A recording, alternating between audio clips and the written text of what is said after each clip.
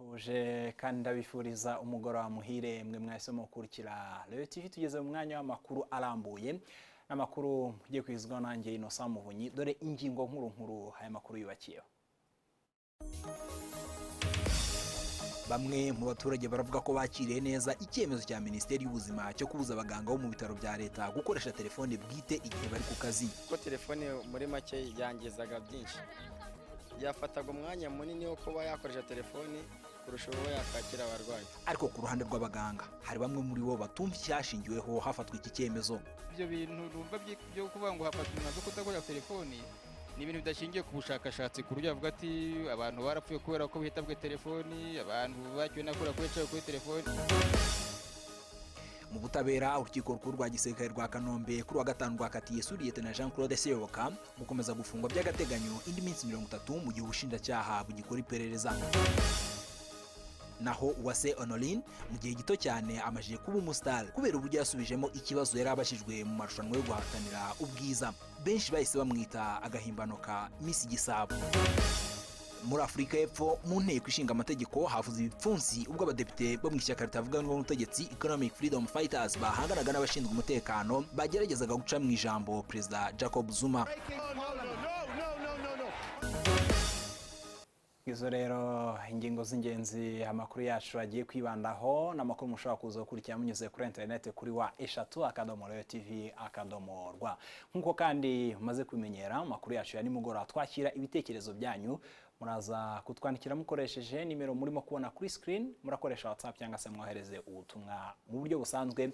Ubutumwa bwanyu turaza kugenda tubusoma uko buza kugenda buhagera. Reka duhere mu butabera. Urukiko rukuru rwa gisirikare rwa Kanombe kuri wa gatanu rwakatiye Lt Jean Claude Seyoboka kongera gufungwa iminsi 30 y'agateganyo igihe ubushinjacyaha bukirimo gukora iperereza.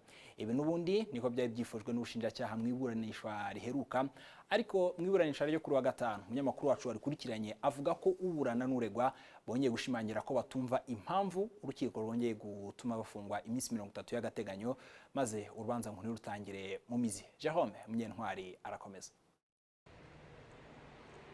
Ku ya 30 z'ukwa mbere uyu mwaka nibwo urukiko rw'ibanze rwa gisirikare rwari rwanzuye ko uyu musirikare wahoze mu ngabo zatsinzwe Exfar yongera gufungwa by'agateganyo indi minsi 30 nyuma y'indi 30 yararangije. Iki cyemezo cyafashwe nyuma y'ubusabe bw'ubushinjacyaha aho bwavugaga ko bugikusanya amakuru ku batanga buhamya barenga 8 bafite ibyo bazi ku byaha Lt Jean Claude Seyoboka ashobora kuba yarakoze ubwo yari umusirikare mu gihe cya jenoside yakorewe abatutsi. Nyamara Lt Jean Claude Seyoboka n'umwunganira Maître Robert Nkundabatware bo icyo gihe bari biteguye kuburana mu mizi kuko basanga nta kimenyetso bigishakishwa n'ubushinjacyaha byakungura muri uru rubanza usibye gutinza imigendekere yarwo gusa.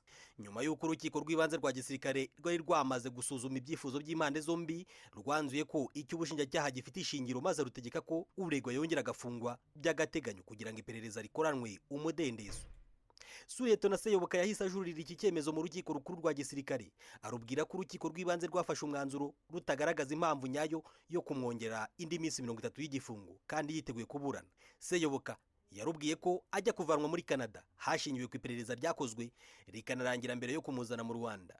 Uregwa n'umwunganira babwiye urukiko rukuru ko ubushinjacyaha butagaragaje umwirondoro w'abatangabuhamya ngo byumvikane ko batagamije gutinza urubanza gusa. Nyamara kuri iyi ngingo urukiko rukuru rwababwiye ko umwirondoro w'abatangabuhamya ushobora kugirwa ibanga ku mpamvu z'umutekano wabo. Nyuma yo gusuzuma ubu bujurire, urukiko rukuru rwa gisirikare rwaje gusanga bwaratanzwe mu gihe nyacyo kandi mu buryo bukurikije amategeko.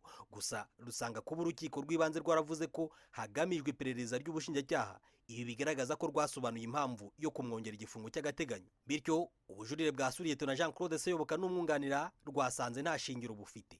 Urukiko rwahise rutegeka ko icyemezo cy'urukiko rw'ibanze cyo kongera kumufunga by'agateganyo cyubahirizwa.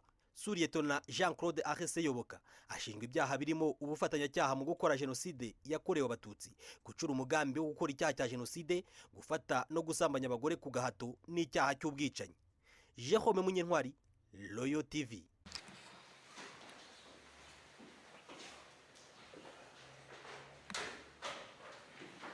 Jerome Munyentwari wakoze cyane kuri iyo nkuru.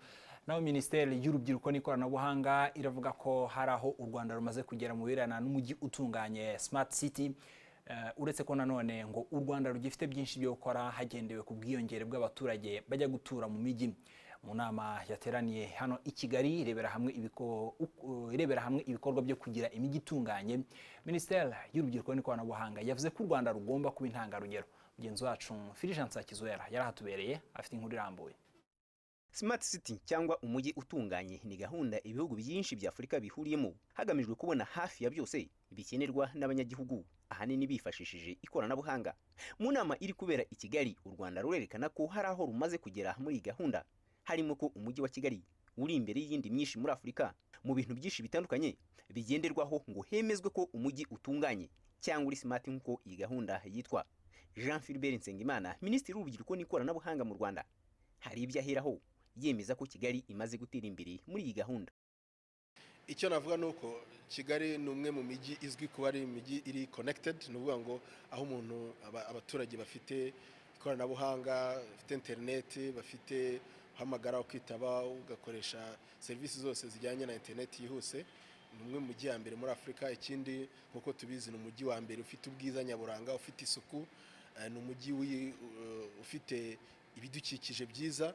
Ibyo byose kandi bigize Smart City. Smart City ntabwo ari ukuvuga ngo ni ukureba ikoranabuhanga gusa. Ni umwe mu mujyi ufite umutekano wa mbere muri Afurika, ibyo turabizi. Icyo rero muri Smart City tuba tureba ni ibyo byose, ni ukuvuga ngo umutekano, abaturage gukoresha ikoranabuhanga, kubona serivisi zihuse hakoreshejwe ikoranabuhanga, uburyo igenamigambi ry'umujyi rikorwa, uburyo ibikorwa remezo by'umujyi biteye, amashanyarazi, amazi, uburyo tubungabunga ibidukikije. Ibyo byose ndagira ngo mvuge ko umujyi wa Kigali hari intambwe imaze guterwa kandi ishimishije. Imwe mu mbogamizi ikunda kubangamira ibihugu byihuta mu ikoranabuhanga n'u Rwanda rurimo ngo ni imyumvire ya bamwe mu baturage ibikiri hasi ku birebana n'ikoranabuhanga, aho bamwe barifata nk'aho ritabareba bakariharira ibihugu ryabanjemo. Nyamara ngo birashoboka ko umuvuduko w'ibihugu bitangiye vuba muri iri koranabuhanga ushobora kurenga kure uw'ibyo bakeka ko byagezeyo. Ubushake ngo nibwo bwa mbere. Minisitiri Jean Philbert Nsengimana kuvuga ngo ibi bintu si ibyacu, ibi bintu ni iby'ibihugu byateye imbere, bifite ababirazwe cyangwa bifite ba nyirabyo batari twebwe. Iyo ni imbogamizi nayo dukunze guhura nayo iyo tuzanye igitekerezo kirindi koranabuhanga risa nkaho rijya gusiga n'iry'ibihugu byateye imbere. Ibi bya Smart City muzajya gusanga mujya kureba murebe musange Kigali yarasize imijyi myinshi yateye imbere, ariko iyo utabisobanuye neza cyangwa se hari n'abantu bisaba kubwiriza cyane kugira ngo babanze bumve ko turabishoboye, twifitemo ubwo bushobozi, icyangwa nuko tugira ubushake, naho ubundi byose birashoboka. Dr. Amaduture, umuyobozi nshingwabikorwa wa Smart Africa, hari uko yifuza Afurika mu birebana no gukoresha ikoranabuhanga, aho ibyo abaturage bakenera hafi ya byose ibigomba kuba binyuze mu ikoranabuhanga. Dushaka internet kuri bose, dufite porogaramu ya internet kuri bose. Dushaka ko abaturage bose ba Afurika bagira uruhare kuri internet. Dushaka ko buri shuri, buri bitaro biba bikoresha internet. Ibyo ni ibintu byose tugomba gukora uyu munsi. Ibyo twabigeraho niba duhuje imbaraga zacu. Ibyo bizatuma kandi dutera imbere, yewe no mu nganda icyo ni kimwe. Ibi bizatuma nitunabwira abashoramari ngo baze gushora imari batazigera bazuyaza. Kugeza ubu 40% by'abanyarwanda batuye mu mijyi.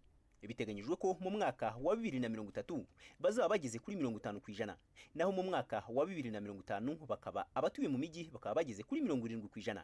Ariyo mpamvu hagomba gutekerezwa vuba icyakorwa mu kunoza ingamba hakiri kare ngo bazajye babona ibyo bakeneye hafi ya byose bakoresheje ikoranabuhanga. Fulgence Kizwera, Royal TV. Mukomeje gukurikira amakuru ya Royal TV. Aya makuru n'ibindi biganiro byose tubagezaho mushobora kubikurikira munyuze kuri internet kuri wa@royaltv.rw. Muri amakuru turimo kugenda twakira ibitekerezo byanyu, murakoresha uburyo busanzwe kutwandikira kuri WhatsApp cyangwa se kohereza ubutumwa bugufi. Ubutumwa bwanyu turaza kugenda tusoma, utubwire aho uherereye ubundi ubone kwandika igitekerezo cyawe. Turaza kandi no kwakira Hirwa Honorine, benshi muri iyi minsi murimo kumuhimba Miss Gisabo, araza no kubasubiza bimwe mu bibazo muri bwohereze. Ariko mbere y'ibyo byose ushobora kuba warumvishije ahantu hitwaga ku Muhima w'Impyisi, hari hazwiho kuba impyisi nyinshi cyane. Kuri ubu ni igice kimwe cy'umurenge wa Muhima n'ahitwa cya hafi mu murenge wa Gitega mu karere ka Nyarugenge. Ni hano mu mujyi wa Kigali. Mu gushaka kumenya amateka arambuye y'aka gace twaganiye n'umusaza musirikare Ladislas w'imyaka 84 wavukiye ku Muhima n'ubu akaba ariho agituye. Yaganiriye na mugenzi wacu Tito Dusabiremo. Aha hose hari iryo shyamba hose.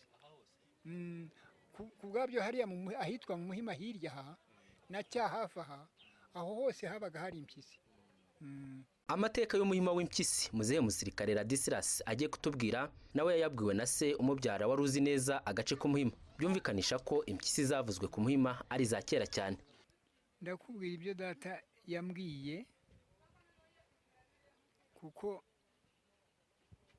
kurwa badake data yambwiye ko icyo gihe yarazi umuhima yarawuzi neza.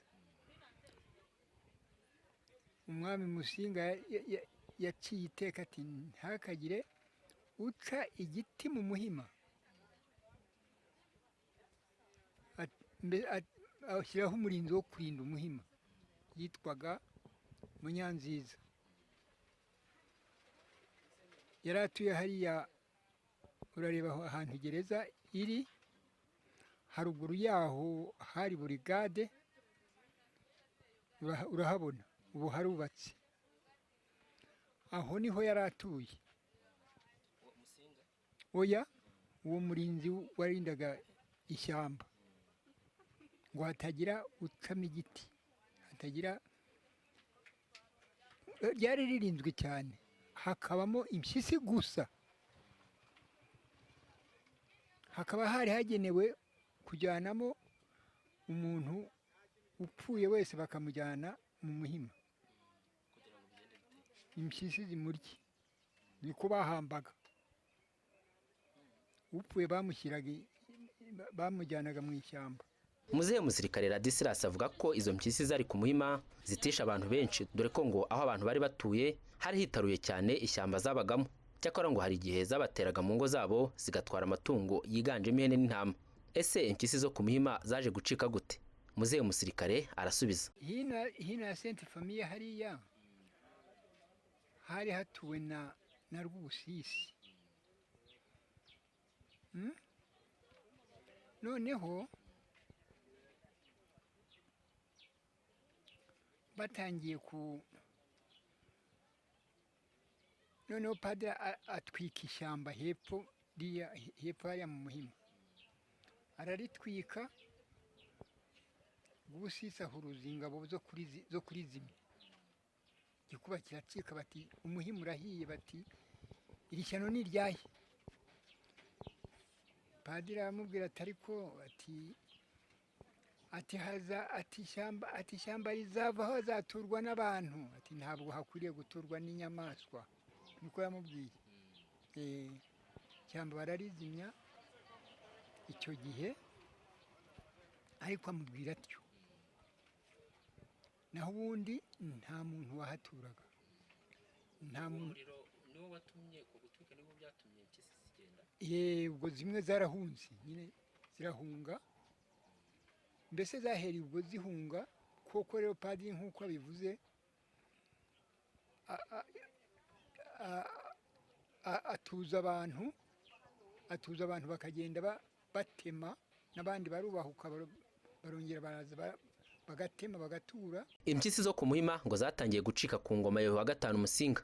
Kuri ubu ahitwaga ku Muhima w'impyisi hubatse amazu y'akataraboneka kandi haratuwe cyane. Nta n'uwamenya ko higeze kuba amashyamba manini keretse uganiriye n'abashesha kanguhe bahabaye kuva kera. Tito Dusabirema, Royal TV. Inkuru ya Tito Dusabirema turamushimiye cyane. Nkuko rero nababwiye muri aya makuru murimo kugenda mwoherezamo ibitekerezo, nabasabye ko uraza kutubwira aho uherereye ubundi ukabona kuvuga igitekerezo cyawe, cyangwa se niba hari n'inkuru ihari aho ngaho utuye itwohereze tuyisangize abadukurikiye. Reka ndebe rero niba harimo abarimo kugenda batwohereza ibitekerezo, ubundi tunakomeze. Hari wavuze ati u Rwanda rugeze kure, ati mumbwire Kigali na Paris ngo Kigali ni ifite isuku, ati muzatubarize twe iwacu niho dufite ubutunzi ariko ati isuku irakajya, yitwa Byiringiro Mupenzi ari Mushaki Masisi. Uno muntu w'Imasisi akunda kutwohereza ubutumwa bugufi. Hari undi wavuze ati muraho ni Nkusi Ikanombe, ati sha uwo turaza kubigeraho nituza kwakira Honorine. Undi ati presenter mwiriwe, nitwa Janet ndi Nyacyonga, ndashimira leta kubera icyemezo yafashe cyo kubuza abaganga gukoresha telefone bari mu kazi. Iyo nkuru nayo mukanya turaza kuyigarukaho. Undi yavuze ati mwiriwe, amakuru yanyu aratwubaka, ati turabakurikira 100%, yitwa Theoneste ari Nyamirambo. Undi watwohereje ubutumwa yavuze ngo mwiriwe ni Emmanuel Pazo ari Huye, ati turabakurikiye, abantu bihuye ngo baradukurikiye. Undi ari nawe tugiye gusohorezaho yavuze ngo nitwa Bonfils, yifuza ko ngo ari mu Rutoki, ati ndi mu Rutoki ninaha iwacu ati habaga impyisi, ati nizo zishe nyogokuru. Ngira ngo yavuga kuri no nkuru ivuyemo yo kumuhima house hitwa kumuhima w'impyisi. Nubundi butumwa rero muri kugenda mwohereza mukanya turaza kugenda tusoma ibitekerezo byanyu tubiha agaciro gakomeye cyane.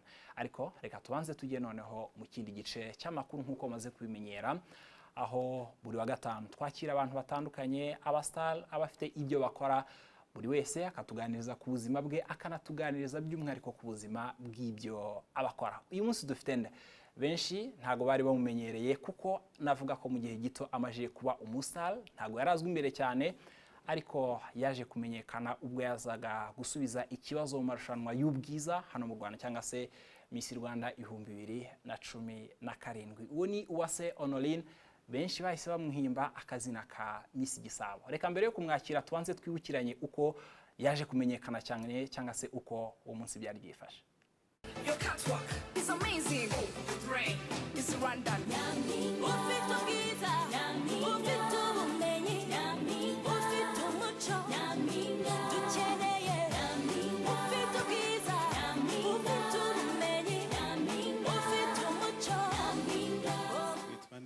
Amazina yanjye ni Hirwa Honorine. Yego. Ndaguhitiyemo uburyo wakoze makeup, uburyo wambaye n'inkweto wambaye, ndagufasha kuhitamo. Murakoze. Ninjye wabihisemo. Nkurikije ikimbereye, nkurikije icyo numva ndi nisanzuyemo, kandi nkurikije icyo ndi butambukemo, nkumva ibyo ari byo byose ndagaragaza ishusho y'umunyarwandakazi. Okay, ngaho mbwira uburyo imyambaro wambaye igaragaza ishusho y'umunyarwandakazi. Umunyarwandakazi nuteye nk'igisabo, kandi ndatekereza ko byose bigaragara. Okay, ntacyo narenzaho, so reka dukomeze. Aho hari mu marushanwa y'ubwiza cyangwa se Nyampinga 2017. Honorine ari hano muri studio za Rayon TV, ikaze muri studio zacu. Amakuru ki? Ni meza Innocent. Biragenda. Yego biragenda. Mu gihe gitoya yamaje kuba umustar.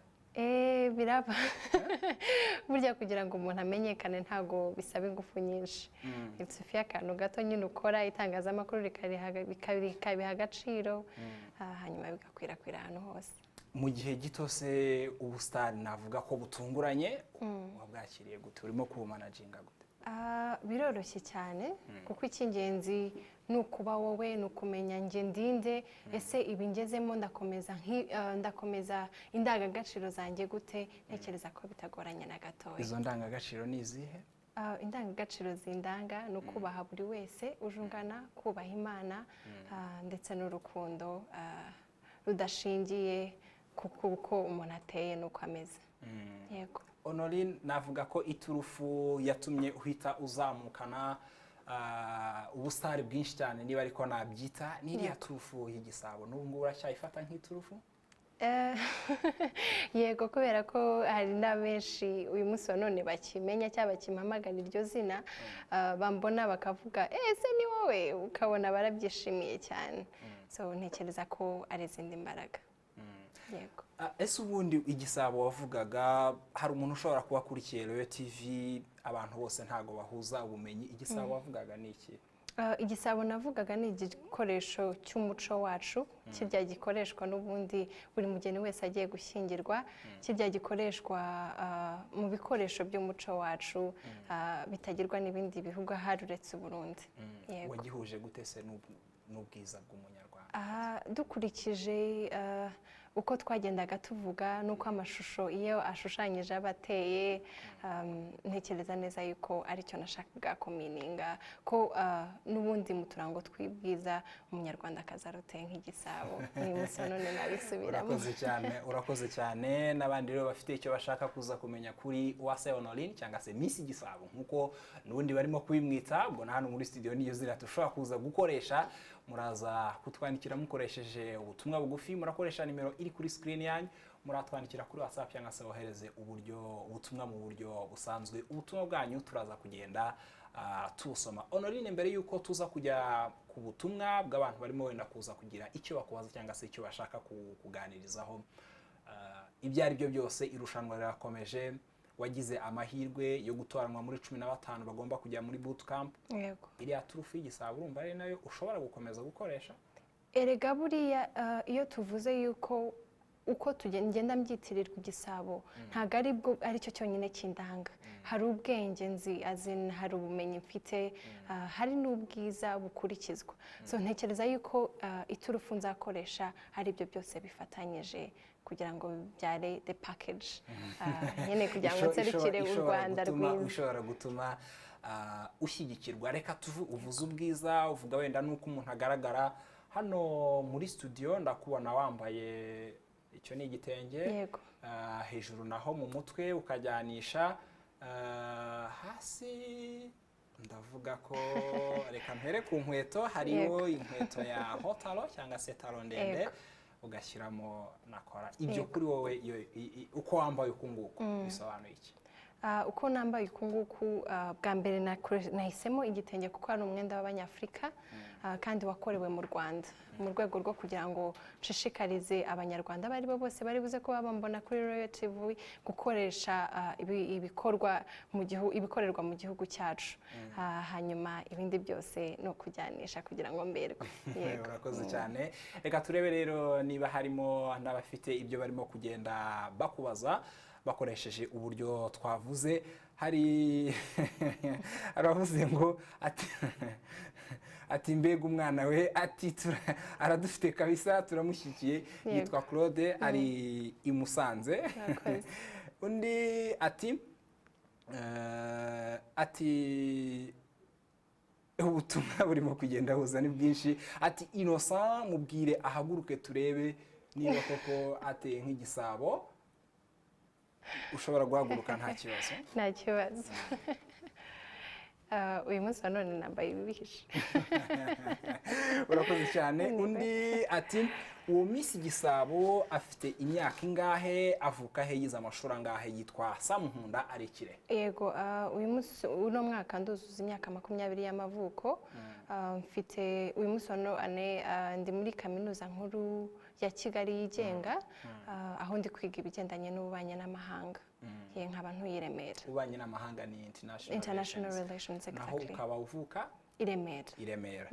Undi ati ariko nk'ubwo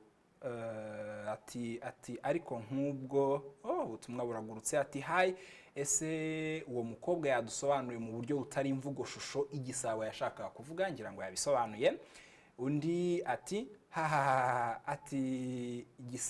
ati Gisabo we uratwemeje. Undi ati nitwa Philippe Imuhanga ati ese ntabwo afite ubwoba muri iyi minsi imbere ya competition? Oya nta bwoba mfite ahubwo mfite icyizere kuko nizera yuko ariyo ntwaro yangeza ku ntsinzi. Undi ati abaza guhamagara rero ntago tuza kubakira. Undi ati turamushyigikiye uwo niwe awaho ngaho. Undi ati uwo mukobwa aruzuye hasi no hejuru kabisa ndamushyigikiye ni Igisabo kabisa ati it was Noheli ari i Nyamirambo. N'ubundi butumwa abantu barimo kugenda bohereza rero turaza kugenda tubugarukaho. Ariko Honorine abadusura hano muri studio zacu tugira uburyo tubakiramo tubaha impano zitandukanye dushobora kubaha ikintu gifatika cyangwa se tukagira ikintu tubungura. Uyu munsi turaguha impano yo guhinduka umunyamakuru mu gahe gato cyane. Urasoma inkuru nk'uko ndimo kubigenza hari. Okay. Ariyo yingiye iriho. Mu gihe kuwa mbere w'icyumweru gitaha hazizihizwa umunsi wahariwe radio, bamwe mu banyamakuru bakora ku maradiyo baravuga ko bibabaje muri iki gihe gukoresha abakorerabushake ntugire icyo ubaha ahubwo ugashaka kubungukiramo gusa. Abo banyamakuru bavuga ko usanga bafata abakozi nabi, babakangisha ko abakorerabushake bari hanze ari benshi babasimbuza. Bonaventure Cyubahiro ubwo nuwase Hirwa Honorine rivuze. Ibibazo ngo bikunda kugaragara cyane ku maradiyo y'abaturage, ariko ngo ni indwara yamaze no kugera ku yandi maradiyo akorera mu Rwanda. Abanyamakuru bavuga ko bidakwiye gufata umukorerabushake ukamukoresha nk'umucakara mu nyungu zawe bwite, kuko ngo igihe kigera nawe agatangira gushaka uburyo yakwibonera amafaranga, rimwe na rimwe ngo binyuze mu buryo bubi. Ndetse ngo n'ibyo atangaza rimwe na rimwe usanga nta kintu kirimo umuturage yakumva. Abanyamakuru aha baragaragaza aho bipfira. Akitwaza statut yawe y'uvolontaire akagukoresha akazi katara ku volontaire cyangwa se nakandi kashobora kuzana inyungu, hanyuma akayarya wenyine, kandi rimwe na rimwe ako kazi kinjije. Ibyo bintu kintu bibyara ngo abantu benshi baprofita icyo kintu, kandi ukabona bisa nkaho noneho byabaye ibintu bisanzwe, bigatuma yica ubunyamwuga mu itangazamakuru. Njyewe personnellement mfite amahirwe kubera ko ndimo ndakorera igitangazamakuru ni gishya, mu gihe ibindi yari bishya mu gutangira biba bisa nkaho biri mu manegeka, ariko njyewe nshobora kuba ndi mu bantu bafite amahirwe. Icyo ugomba gutekereza nk'umukoresha agombye kumenya umuvolontaire ni iki. Umuvolontaire ari wa muntu ufite akandi kazi kamwinjiriza akamufasha kubaho, ariko agakora itangazamakuru kubera ko abikunda. Abaye ari wa muntu uje kubishakamo amaronko akaza nta kindi kintu afite kimwinjiriza, menya ko uwo muntu azaguteza ibibazo nk'umukoresha igihe cyose utari wamushyira kuri liste y'abahembwa. Umunyamakuru ushonje akora ibintu bitari byiza akoresheje iyo ntwaro y'itangazamakuru afite. Ku ruhande rw'abahagarariye amaradiyo y'abaturage hari n'ayavugwamo cyane iki kibazo. Abayobozi bayo bavuga ko ubundi gukoresha abakorerabushake biri mu byo bagenderaho kugira ngo bashinge amaradiyo y'abaturage, ariko ngo ikibazo gihari nuko abakorerabushake bo mu Rwanda batandukanye n'abo mu bihugu byatangiriyemo aya maradiyo. Gusa nanone aho bitandukaniye ni context radio communautaire zikoreramo mu Rwanda cyangwa se muri region turimo itandukanye na context yo muri Australia cyangwa yo muri Sweden cyangwa Norway, kubera yuko amaradiyo communautaire iyo muri ibyo bihugu byateye imbere abafite volontaire ni abantu b'abareterete, abantu b'abasaza bafite amafaranga yabo, bafite amapansiyo, bafite n'ibindi. Abandi ni abacuruzi, abandi ni abashoramari bajya gukora kuri radio kubera passion, ntabwo bajya gukorayo kubera gushaka imibereho. Twebwe rero ngira ngo ahaziramo contradiction nuko dukoresha abantu bakabaye bashaka amikoro bakuye muri radio.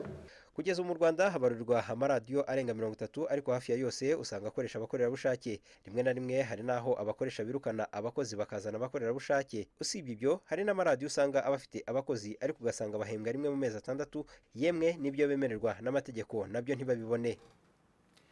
Iyo yari inkuru ya mugenzi wacu Bonaventure Cyubahiro yagaruka kuri bamwe mu banyamakuru bafata uko hari bimwe mu bitangazamakuru bikoresha abanyamakuru bikabakoresha nk'abakorerabushake cyangwa se abo bita abavolontaire. Muri amakuru turimo kugenda twakira ibitekerezo byanyu, turakomeza tugende tubisoma uko birimo kugenda biza, n'umutumirwa ibyo murimo kumubaza araza kugerageza abisubize. Reka ariko mbere yaho tubanze dukomeze mu makuru tubafiti.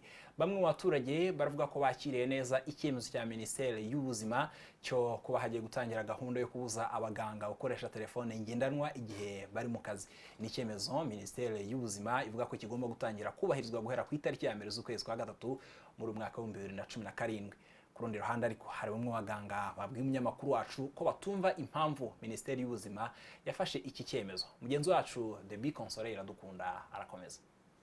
Icyemezo cyo kubuza abaganga bakora mu mavuriro ya leta gukoresha telefone igihe bari ku kazi cyatangajwe na Minisiteri y'Ubuzima kwa 4 w'iki cyumweru ibinyujije ku rubuga rwa Twitter. Ni icyemezo kivuga ko hereye tariki ya 1 z'ukwezi gutaha kwa gatatu abaganga bakora muri leta bazaba batemerewe gukoresha telefone ngendanwa zabo igihe bari mu kazi.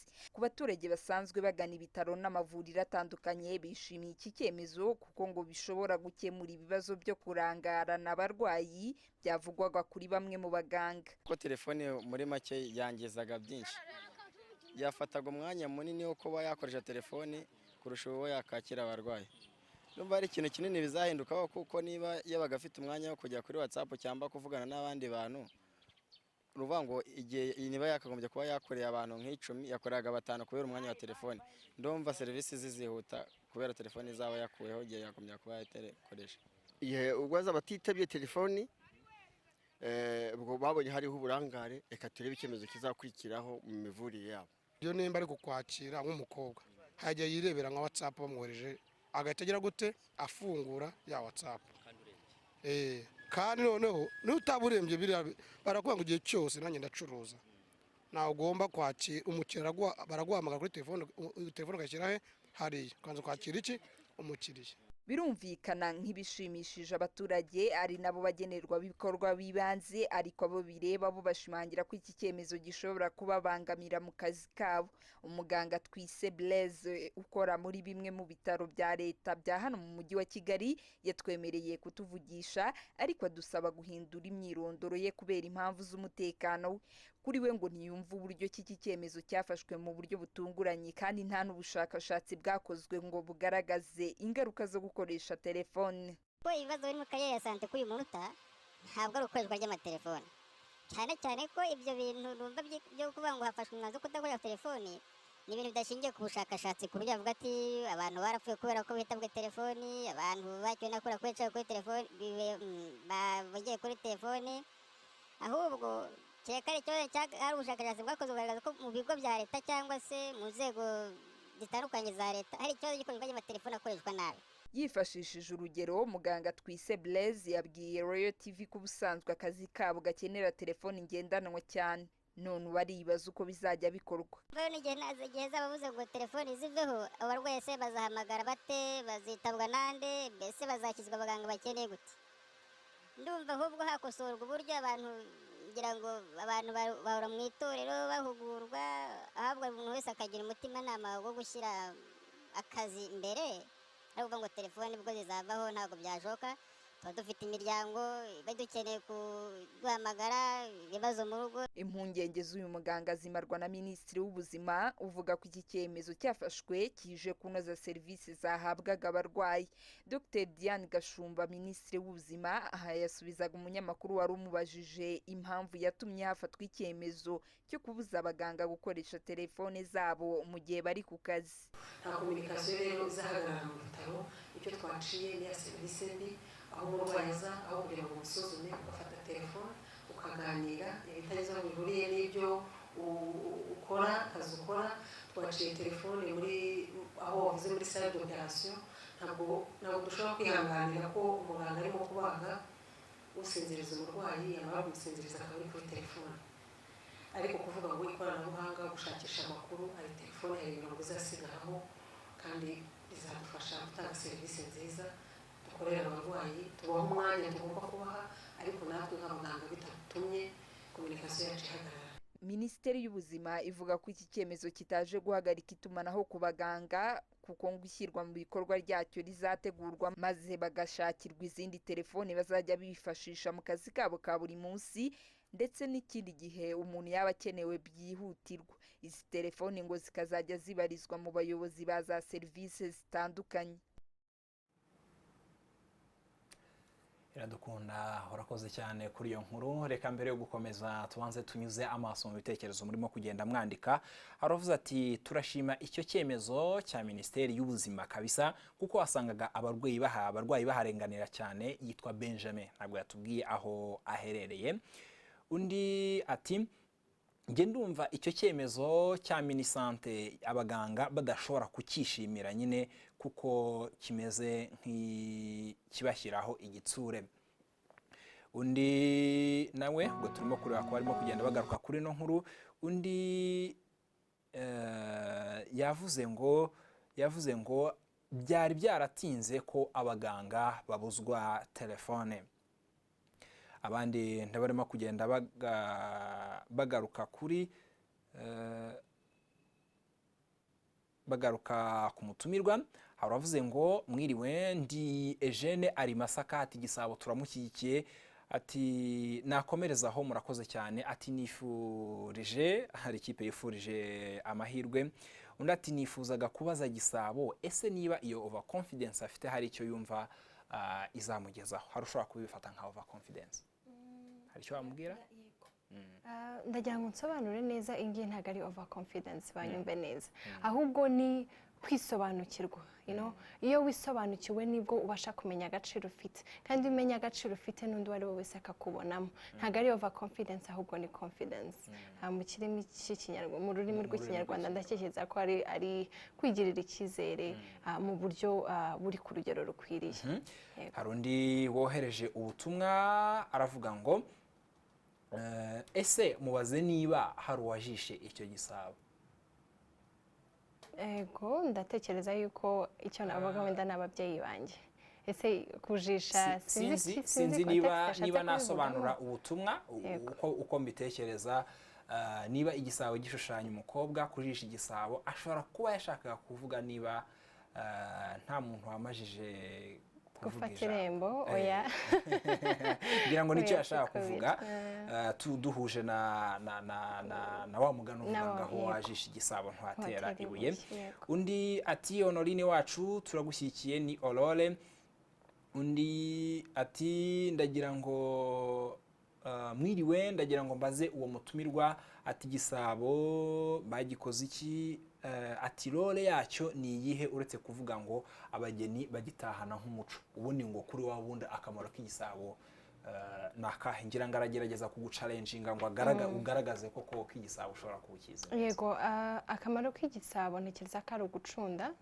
amata kandi ahari amata ntihaba ni ikigaragaza ubukungu bw'igihugu cyane ko n'igihugu cyacu duha agaciro inka ibyo ngibyo bikagaragaza yuko nta nzara u Rwanda rwacu ruzaba rufite mu gihe tugifite aho rukamirwa murakoze cyane ibindi abadukurikiye barimo kugenda babaza turaza kugenda tubigarukaho niba gutumikira badutumye ntimujye kure niba hari ubutumwa wohereje tutarasoma ntukureho dushobora guhita tubugeraho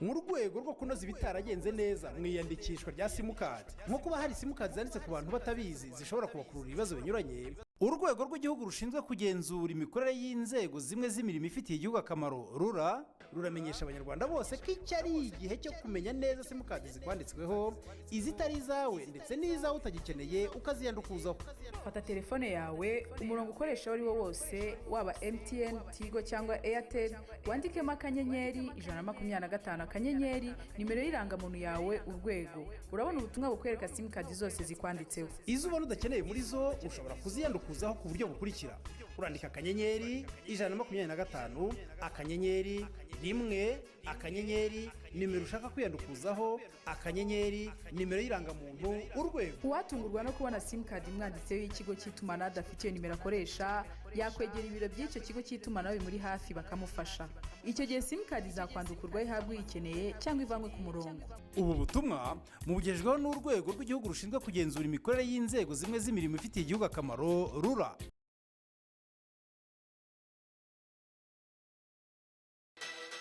ukeneye kugira ubumenyi bujyanye n'icyerekezo umuryango w'ababyeyi apejerwa ufite amashuri yigisha imyuga aherereye mu karere ka Ruhango hari lycée de Ruhango Ikirezi ifite amashami ya hôtellerie et cuisine A2 construction A2 comptabilité A2 na tourisme A2 hari n'ishuri ry'imyuga Emeru Intwari rifite amashami akurikira mécanique automobile level 1 and 2 construction level 1 and 2 coiffure esthétique level 1 na couture moderne level 1 aya mashuri yombi afite amacumbi y'abahungu ndetse n'ay'abakobwa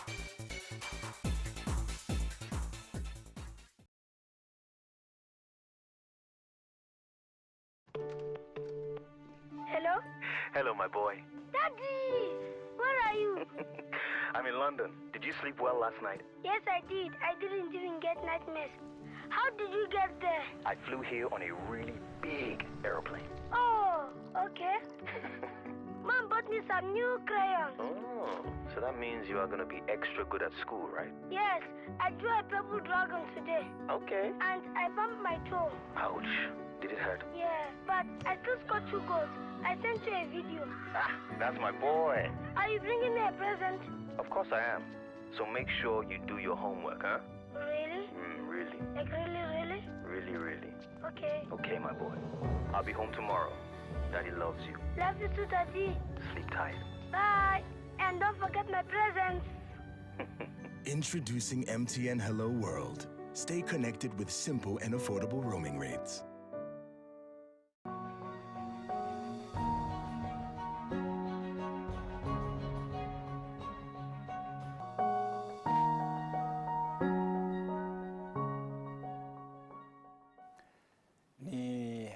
TV ugikurikiye niba tutatangiranye kandi turi umwanya w'amakuru arambuye n'amakuru murimo kugezwaho nanjye Innocent Muvunyi.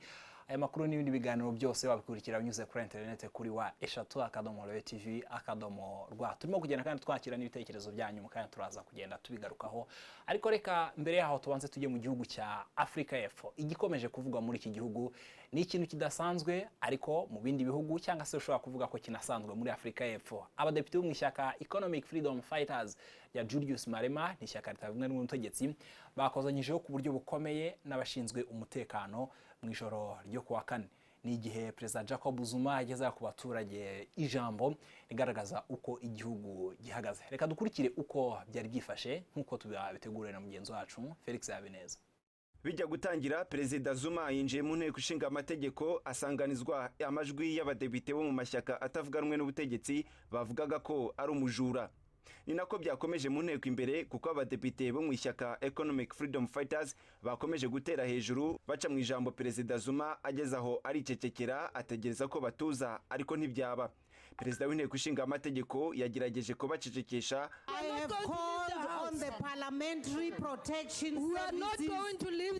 Ariko ibi by'ubusa biba ngombwa ko bahamagara abashinzwe umutekano.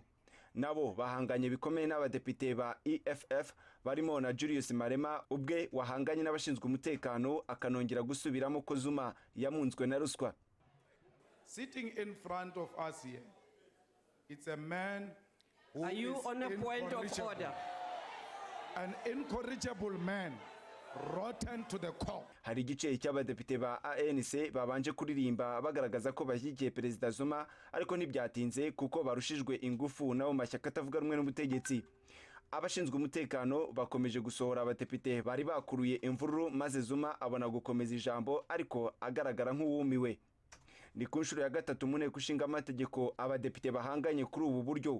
Ishyaka Economic Freedom Fighters n'andi mashyaka atavuga rumwe n'ubutegetsi bashinja Perezida Zuma kuba yaramunzwe na ruswa kandi bavuga ko adakwiye gukomeza kuyobora igihugu ari nayo mpamvu basaba ko yegura ku butegetsi. Felix Habineza urakoze cyane aho hari muri ngoro y'inteko ishinga amategeko yo mu gihugu cya Afrika y'Epfo. Abanyarwanda benshi bishobora kuba byabatunguye kuko inaha bitahaba. Reka turere mu butumwa burimo kugenda buza nkuko nakomeje kubibabwira. Haravuze ati uramutse ubaye nyampinga niki wakorera urubyiruko? Icyo nakibandaho ntekereza yuko u Rwanda uyu munsi wa none rufite ikibazo ni ubushomeri. Numva nashishikariza urubyiruko kwihangira imirimo bakoresheje impano zabo kubera ko twihangira imirimo ni nako tuzakomeza guteza n'imbere ibikorerwa mu gihugu cyacu. Uko dukomeza guteza imbere ibikorerwa mu gihugu cyacu ari nako uko turangura mu mahanga bigabanyuka n'ifaranga ryacu rikagira agaciro. Ntekereza ko umushinga wanjye utazakora ku rubyiruko gusa ahubwo uzanakora no ku Rwanda rwose muri rusange. No ku Rwanda rwose muri rusange. Hari uwavuze noneho ati uramutse baye nyampinga nicyo wakora urubyiruko yaramaje kugisubiza. Undi aravuga ngo ati Honorine mu buzima busanzwe ukunda iki? Ubona gute ubushomeri mu Rwanda? Ubaye Miss wabihindura iki? Yaramaje kugisubiza. Subiza ahubwo ikivuga ngo mu buzima busanzwe ukunda iki? Mu buzima busanzwe nkunda kuganira n'abantu kubera ko niho nigira byinshi. Nkunda gusoma kubera ko nabyo ni ibikomeza kwagura ubwenge bwanjye kandi nanone nkunda gusenga kubera ko niho mbonera icyerekezo cy'ubuzima bwanjye. undi yavuze ngo ati uwo Miss ahagarariye iyihe ntara ushobora kuyibutsa? Yego, mpagarariye intara y'Uburengerazuba. Hagarariye intara y'Uburengerazuba, ntago ari aba Miss kuko irushanwa ryo rirakomeje. Hari uwavuze ngo mwiriwe, ati mwiriwe Honorine turamushyigikiye. Undi ati Honorine wacu turagushyigikiye, abenshi nibyo barimo kugenda bagarukaho. Undi ati ngo igisabo ashyiraho utubazo, ati mbega udateye neza nk'igisabo ntago ari umunyarwandakazi.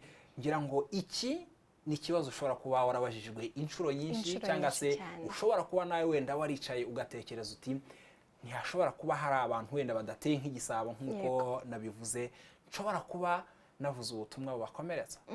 Oya, ntago navuze ubutumwa bubakomeretsa. Reka noneho uyu munsi wa none dufate urugero tuvuge yuko iyo tuvuze ko abanyarwanda abenshi ari abahinzi n'aborozi, ese wa wundi wo mu mujyi wa Kigali udahinga cyangwa utorora, uwo ngo azumva akomeretse cyangwa nta murimo afite cyangwa nta kintu ahawe nk'inshingano? Ntekereza neza yuko ibyo ngibyo gusa ari ikintu cyafashwe mu muco wacu, ariko kitagambiriye kugira uwo gikomeretsa, ahubwo ko buri wese yagakwiriye kumenya aho ubwiza bwe buzingiye, aho ngaho akaba ariho yaca akarongo.